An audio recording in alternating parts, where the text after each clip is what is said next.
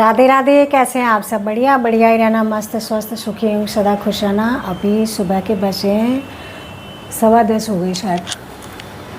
हाँ जी, 10:15 हो रही है। तो सुबह के रूटीन वाला सारा काम मेरा हो चुका है और अब दिन का भोजन बनाने की तैयारी करूँगी थोड़ी सी देर में। और बेटा गया है हेयर कटिंग करने के लिए, तो आ गया शायद, आवाज़ आ रही है मेरे को। और आज दिन में देखती हूँ क्या बनाती हूँ। और फिर से मैंने 2-4 दिनों से ब्लॉग बनाना फिर से बंद कर दिया। 2-3 ब्लॉग बनाए थे, फिर से ब्लॉग नहीं बना पाई। आ गए बेटा? कितने रुपए लिए? 60। चाय बची है? हाँ, उसे मत पी, दूसरी बना दूँगी। स्नान कर ले पहले। क्या कर रहा है? गीज़र ऑन कर रहा है ऐसे ही। और पता है बेटा बोलता है वैसे गर्मी लग गई। अच्छा, ऐसे ही ना आ रहा। मैं सुन रही कि गीज़र ऑन करने को। ठीक, यह देख लो, कह रहा गीज़र ऑन कर रहा हूँ और बहुत गर्म हो जाएगा पानी। कर ले फिर, ये डाल दूँगी वीडियो में। या दिखा तो दे अपनी शक्ल कैसी कटिंग करके लिया। मैंने कहा बाल छोटे मत करना बेटा, फिर से छोटे करके ले आया तू। पानी मिलाना है तूने आज। हमारा पानी जब से मतलब 1 साल हो गया सितंबर में, और ये अक्टूबर शुरू हो गया है, अभी तक हम पानी बाहर का एक कैन लाते हैं। तो ये ना 2 कैन लिया था आज, तो पूरा हफ्ते भर मतलब अगले संडे तक वो चलेंगे। और बीच बीच में कभी 3 लिया था, क्योंकि मेरे बस की है नहीं, नीचे से मैं ला नहीं पाऊँगी, तो बेटा ही लाता है। तो आज ये 2 कैन लाएगा। 1 कैन का पानी अभी भरा पड़ा है, क्योंकि पिछले हफ्ते 3 कैन लेके आया था। तो 1 साल से हम बाहर से कैन मंगा रहे हैं। और पानी अब जो है मतलब पहले तो बहुत ज़्यादा गंदा आ रहा था।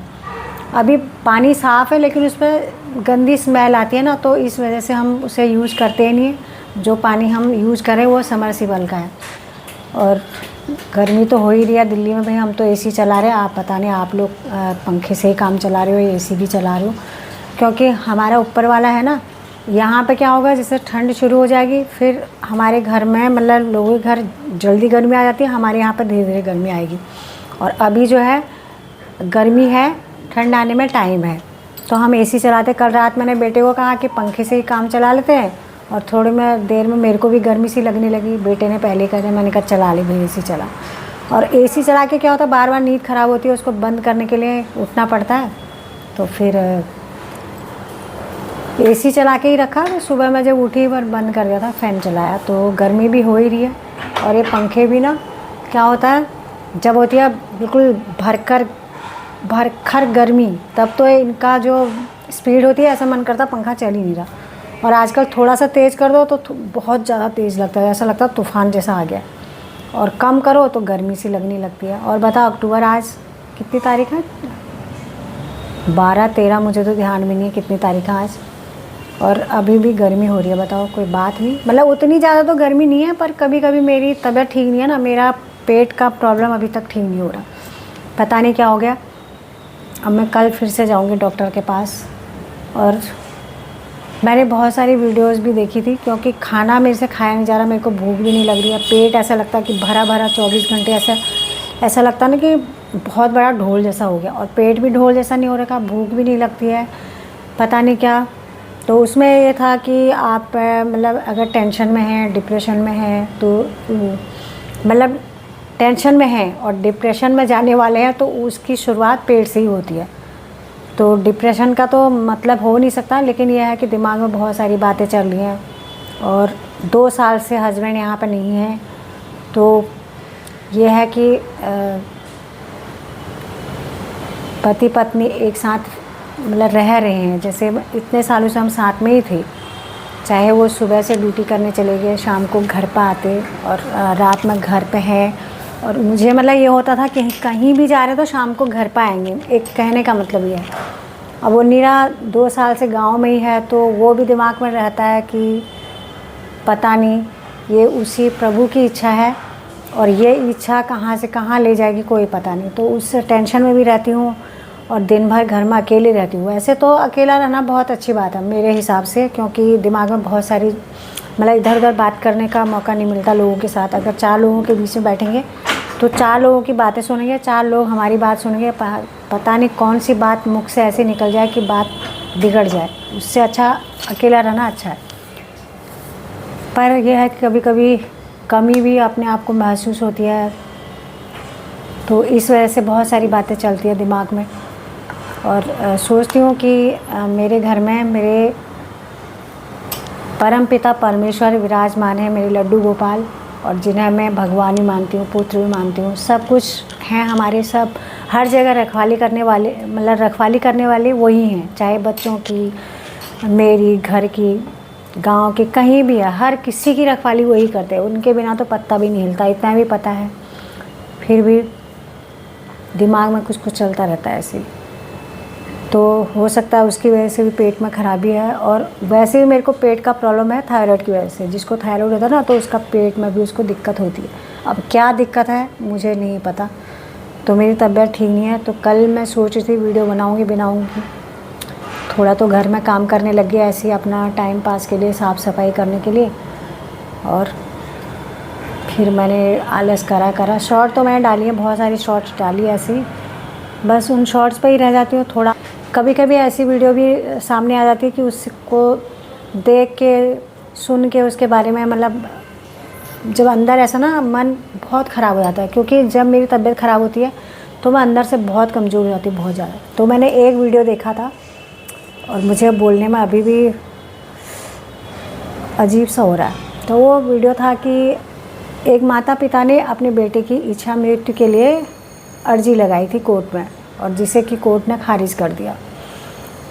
तो फिर नौजवानों ने जब इस बारे में पता किया कि क्यों, मतलब ऐसा इन्होंने क्यों कहा और क्यों कोर्ट ने इस अर्जी को खारिज कर दिया, तो पता लगाया कि उनका बेटा 14 साल से कोमा में था।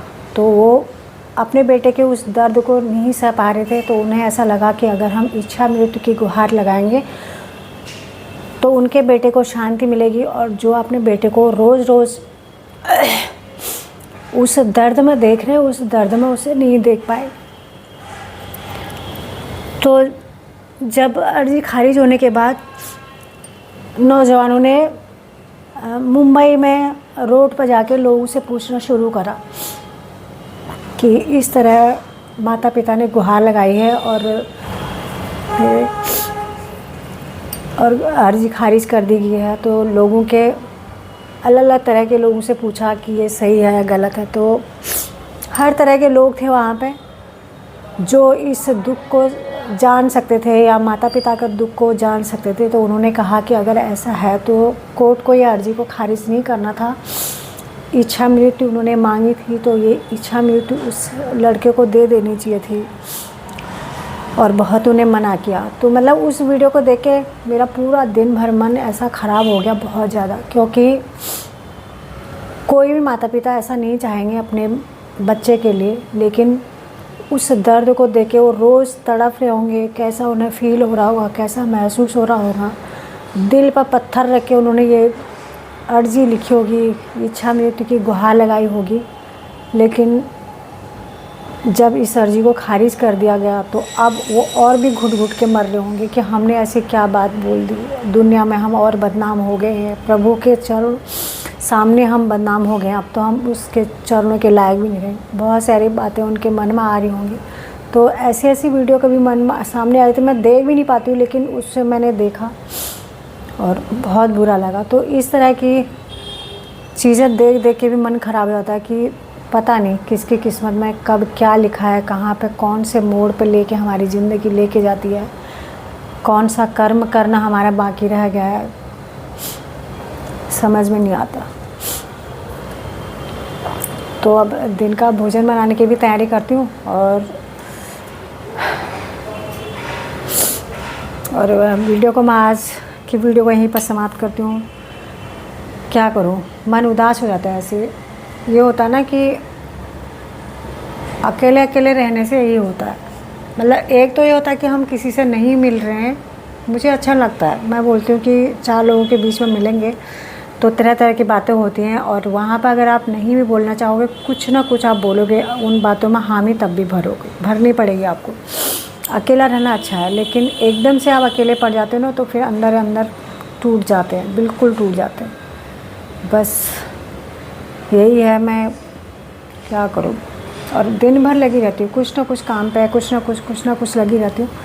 तो मोबाइल का जो है गांव में मैं 2 महीने रही, तो मोबाइल पे मैंने हाथ भी नहीं लगाया था। मुझे मोबाइल की दुनिया से कोई मतलब ही नहीं था। अब यहाँ पर क्या हो गया, जैसे ही काम पूरा होता है तो मोबाइल हाथ में ले लेते हैं। फिर मोबाइल में वैसे तो मैं सत्संग सुनती हूँ अधिकतर, लेकिन कभी कभी ऐसी वीडियो आ जाती है, उसका टाइटल जब देखती हूँ तो फिर अंदर देख के, और वीडियो भी ऐसी आती है भावुक होने वाली ही आती है मेरे सामने अधिकतर, जो कि आनी नहीं चाहिए, जो मुझे देखनी नहीं चाहिए। बहुत सी वीडियो तो मैं नहीं देखती हूँ, मेरे से देखा नहीं जाता, पर बहुत सी ऐसी हैं कि सामने आ जाती, देखती हूँ तो बड़ा दुख होता है। तो आज की वीडियो को मैं यहीं पर समाप्त करती हूँ। आपको वीडियो कैसे लगी, कमेंट लाइक शेयर जरूर करना। आप मेरे चैनल पर नए हैं तो मेरे चैनल को सब्सक्राइब कीजिए। मैं इंस्टाग्राम पर भी हूँ, आप मुझे वहाँ भी फॉलो कीजिएगा। कल आती हुई नई वीडियो के साथ, तब तक के लिए जय श्री राधे कृष्णा, राधे राधे।